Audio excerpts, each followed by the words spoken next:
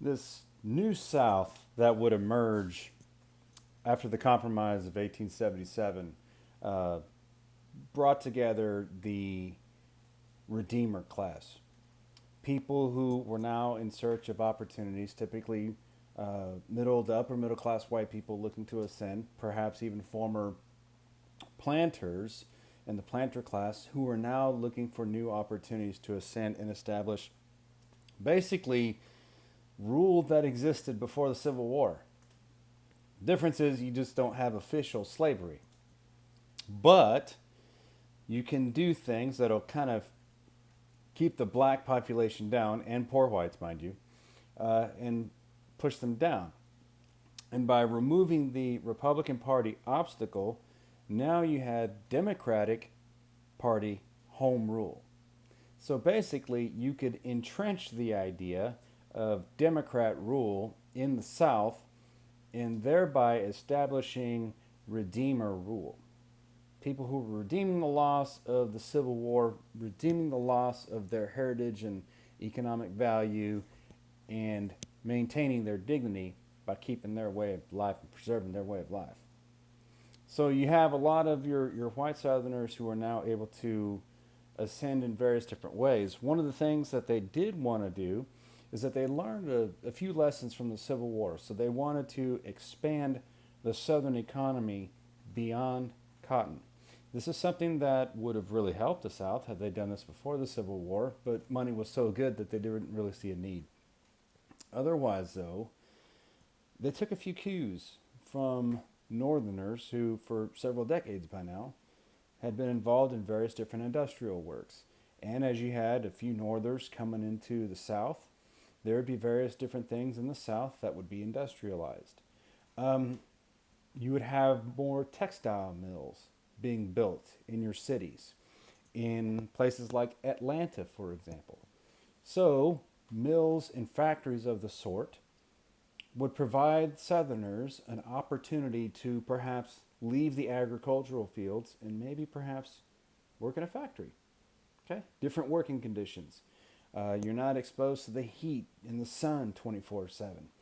Um, and what it did was it helped attract some Southerners out from the rural areas into cities, which helped towns like Atlanta grow, Birmingham, Alabama, places like that. Speaking of Birmingham, um, Birmingham used to be the neutral site for the Iron Bowl, which is an annual football game between the University of Alabama and Auburn University. It's a big rivalry. Think like UT and A&M and other state rivalries, Florida State, Georgia Tech. Well, Auburn and Alabama have one of the most stressed in-state rivals, okay, or rivalries rather. And for years, up until 30 years ago or so, the annual game was played in Birmingham, and it was deemed as being the Iron Bowl because Birmingham, Alabama became a center for iron works and iron production in the South. So as you had various different steel mills that existed up north, and we're going to talk about that in 1302 when we talk about Andrew Carnegie and places like that. Otherwise, though, you have various different factories and textiles. The South, specifically in and around Birmingham, Alabama, would become an epicenter for industrialization. So, iron in particular, and iron works would be processed through a Bessemer process. Excuse me. Bless you. In places like Birmingham, Alabama. Okay. There was also a larger emphasis on railroad development because that was one of the things and lessons learned in the Civil War. We can't really transport goods when the Union troops have blocked everything that we have. Okay, well, if you're going to be producing more than just cotton, you're going to be producing textiles and tobacco and iron, you need to ship it. You need to get it sent elsewhere. So you need to develop more railroads. By the way, you're going to need more iron for the railroad development in the first place. Okay? Going back to sharecropping, we talked about that in prior video. Um, sharecropping rather, had become your veritable life opportunity for newly freed slaves in the Reconstruction era. However, there became this endless cycle of revolving debt, and it would produce people who would be trapped by their indebtedness, and they could not improve their standard of living and their way of life, not without losing everything. So you create a system of debt peonage to where people are permanently poor. They are trapped in being poor, and it's largely centered around African Americans at the time and poor whites as well. So you have a growing number of people who have to maybe leave their land or maybe rent elsewhere in search of a more fruitful opportunity, when in reality, wasn't going to be successful for a lot of folks. Wasn't going to be done right. So sharecropping sinks its tentacles even further, or wraps its tentacles rather, even further around black Southern society around that time.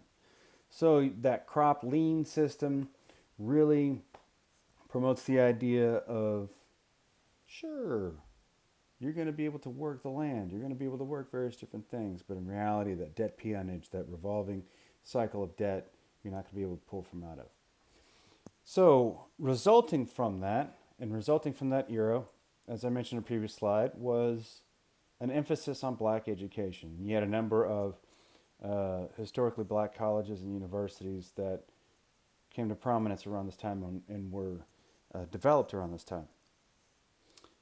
One of the biggest advocates for black education was Booker T. Washington.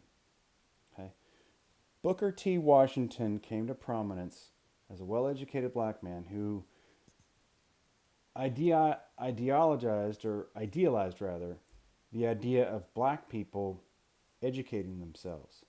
And because of that, they're going to be able to do two different things. But before we get there, the reason why they would educate themselves wouldn't necessarily be to be quote unquote independent from white people. It would just promote for them an opportunity to improve themselves. They would learn to maybe perhaps speak better, or maybe they would pursue an industrial education as opposed to a classical education. Who cares if you're going to read the classics like the Iliad or the Odyssey or, Shakespeare? Who cares about that? Can you weld? Are you a pipe fitter? Nowadays, that's kind of a big discussion as the costs of college continuously rise. Many of you have aspirations to transfer to a four-year university, and every year, tuition rates increase and increase and increase.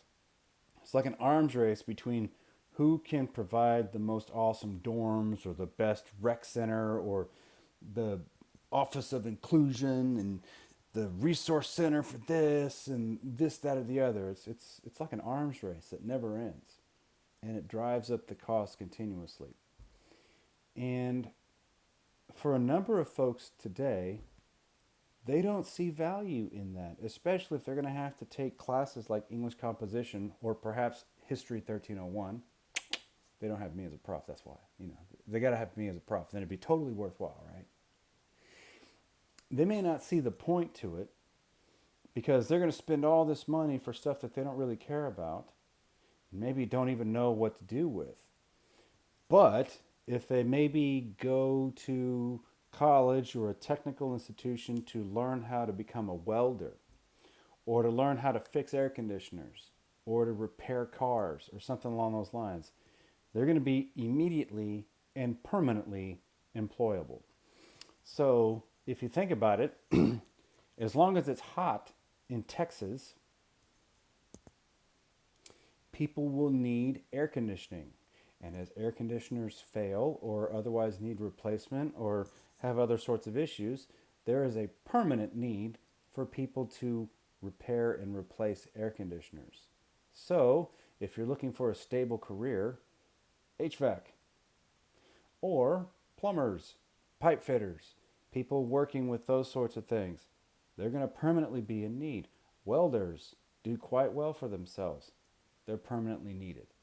So there are some industries that are going to have permanent use. As long as people go to the bathroom, as long as people want air conditioning on hot summer days, or maybe heating on cold winter days, you're going to have air conditioner and heating repair. Okay, those jobs might get your hands greasy and dirty. You might have to climb into a few attics or sump pumps or anything along those lines. But if you're willing to do that, you can carve out a really nice career for yourself and you're going to be permanently employable. That's the idea that Booker T. Washington had. Booker T. Washington espoused the idea of a technical and industrial education as opposed to learning how to read about Shakespeare and stuff along those lines. He wanted something that would be directly useful for black men to go out there and become employable, learn how to speak well and interact with white people, but be independent from white people. So maybe you can aspire to have that white middle class type of lifestyle without really having to interact with white people. And if you did, you'd be able to relate to them, and if they were racist to you or did anything else of the sort, then you could do something about it because you didn't really need them. Okay, so the idea that Booker T. Washington had wasn't that he wanted this completely free race relation type idea. His idea was, okay, we just may not need to be around white people. And if so, we can resist this whole separate but equal notion, all while accepting it at the same time. And instead of arguing for complete civil rights and freedom, he would accept the terms of a separate process. We're going to talk about that in a second. As long as it meant that black people had an opportunity to aspire and improve their lot in life. And a technical education is going to be able to help you get there. That was Booker T. Washington's mindset. We're going to talk in 1302 early on about some of his detractors within the African American community. W.B. Du Bois being one of them, for example. Totally different idea than Booker T. Otherwise, though, Booker T. Washington believed in the Atlanta Compromise, which was an idea that black people had the right to an education, they had the right to improve their lot in life, they had the opportunity to reduce their desire for these agitated rights, freedoms from white people, if you will, as long as they're willing to accept separate but equal mindset ideology. Okay, that was the Atlanta Compromise. So, the idea was with the Atlanta Compromise that black people should concentrate on self-improvement, improving themselves. Don't worry about what white folks are doing. That's what his ideology was with the Atlanta Compromise, and it largely coincides with his development in technical schools, such as the Tuskegee Institute in Tuskegee, Alabama. You may have heard of the Tuskegee Airmen, a group of African American fighter pilots that served in an African American squadron during World War II, and they served our country valiantly. For a country that didn't fully accept them and discriminated against them too, mind you, and they still served valiantly. That's bravery. Respect. Good job. Otherwise, though, around this time, you also had various other different cases going on that would be recognized as various different laws within southern states. One of which in particular was a southern state, Louisiana, developed the idea that, based on a court ruling, we're going to enable state legislation under the Plessy versus Ferguson ruling that basically would provide a separate but equal mantra among Southerners. So what Plessy versus Ferguson did was it ruled that separate accommodations for black and white people were legal as long as they each had equal amenity. So there could be two water fountains. One could be for white people, the other one could be for black people, people of color. Okay. Um, well, the white water fountain works perfectly well, and the water coming up from it is perfectly clean and cold. It's beautiful, perfect. And the black water fountain is struggling, and it doesn't really work well, if at all. And the water is not filtered quite as well, and it's certainly not cold. That's a problem. But because black people do have their own water fountain, that's equal, right? I mean, the white folks have theirs and the black folks have theirs. It's perfectly harmonious, right? Never mind, the white one works beautifully well, and the black one, not so much, buddy.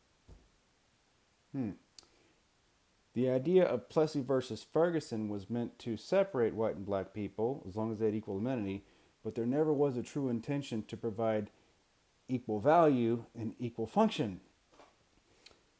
It really was an idea that, yeah, we're separate and white people are superior. That was the idea behind Plessy versus Ferguson. It was just done so with legal verbiage that satisfied various different constitutional rights. It's a way of jumbling up a bunch of mumbo jumbo, and here you go.